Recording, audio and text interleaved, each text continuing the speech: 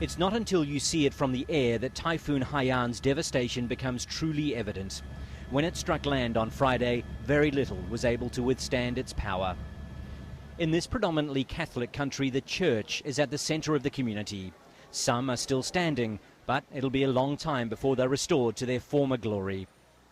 People in the affected areas are desperate for food, water and shelter. The weather is deteriorating again, leaving people to look for protection in whatever is left of their homes. We have to stay here because we don't have any money to leave, but we don't have anything to improve our shelter either, so we'll have to cope. As the storm clouds roll in, helicopters and the aid they're supposed to be delivering to outlying areas stay grounded. That means more waiting for those who have received little or no assistance from the outside. Some areas remain cut off to vehicles. Trekking across the debris is the only way in or out. The locals try their best to clear what they can with the few tools they have.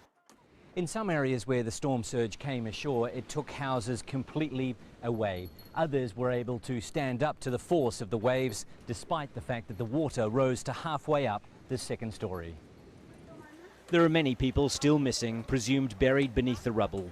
Here, those who have been found are stored on a stage at what used to be a children's daycare centre.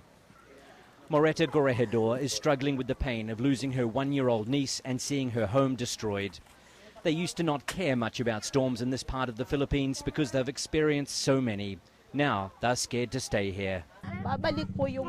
After the typhoon, we heard rumours that water was coming in again, so we left to a local hall. Then we came back home, but every time it rains, we leave.